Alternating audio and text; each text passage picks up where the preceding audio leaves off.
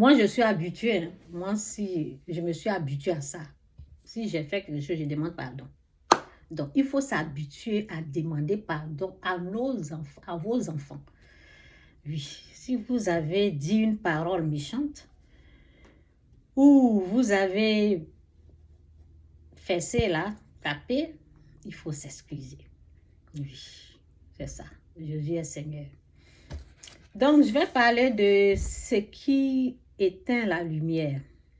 J'ai remarqué quelque chose qui se passe là, donc je vais parler de ça. Bon, beaucoup n'ont pas la connaissance là. Quelle chose je vais mettre?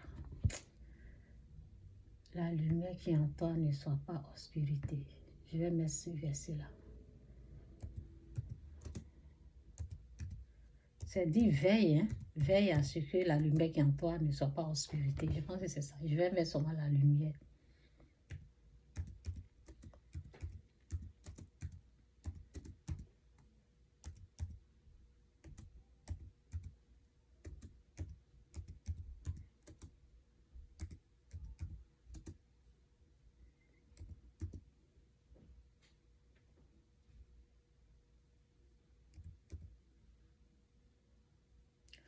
La lumière qui en toi ne soit pas obscurité. Que Dieu vous bénisse, Jésus est Seigneur. Verset biblique. Verset...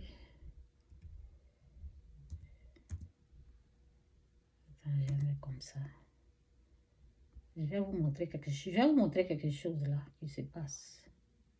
Prends garde, oui, c'est ça. Prends garde.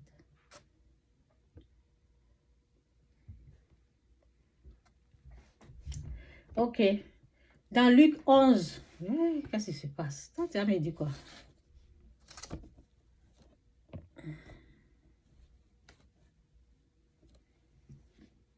Que Dieu vous bénisse, Jésus est Seigneur. Donc, dans Luc 11, je vais vous montrer quelque chose qui se passe, que beaucoup n'est les gens ne sont pas au courant de ça. Je vais vous montrer ça. C'est une connaissance que je connais. Ça fait combien d'années que j'ai cette connaissance-là? Peut-être 5, 6 ans, 7 ans. Là. Je ne me rappelle plus de la date. Je vais vous montrer la connaissance. C'est dit, ton œil est la lampe de ton corps. Ton œil est la lampe de ton corps. Lorsque ton œil est en bon état, je reprends. En tout cas, merci Seigneur. Bénis tous ceux qui sont là. Fais-les grâces. Merci pour tout. Au nom de Jésus. Amen. Luc 11, verset 34, c'est dit, ton œil est la lampe de ton corps. Lorsque ton œil est en bon état, tout ton corps est éclairé. Mais lorsque ton œil est en mauvais état, ton corps est dans les ténèbres. Prends donc garde que la lumière qui est en toi ne soit ténèbres. Si donc tout ton corps est éclairé, n'ayant aucune partie dans les ténèbres, il sera entièrement éclairé comme lorsque la lampe t'éclaire de la lumière. Vous savez ce que j'ai remarqué là? Satan, qui est l'ennemi, il prend un fou, une folle. Si je dis un fou, une folle, c'est quelqu'un... Oh Seigneur, en tout cas, aide-moi. Aide-moi Seigneur. Quelqu'un qui se comporte... Quelqu'un qui se comporte comme un fou. Une personne qui se comporte comme une folle. C'est cette personne-là que Satan va utiliser pour éteindre la lumière. Pour éteindre la lumière, notre lumière en nous. Vous voyez? Ça veut dire, la personne va nous provoquer. J'éteins cette lumière-là. Vous voyez, c'est un peu noir. Donc, je mets la lumière.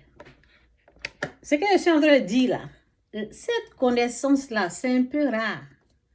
Dieu m'a montré ça. Je ne sais pas, je ne me rappelle plus. Dieu m'a montré ça, je ne sais pas si c'est 7 ans, 8 ans. Ça fait longtemps que j'ai cette connaissance-là. Donc, la personne malade, c'est comme quelqu'un qui te provoque, qui va marcher sur ton pied. Marcher sur ton pied.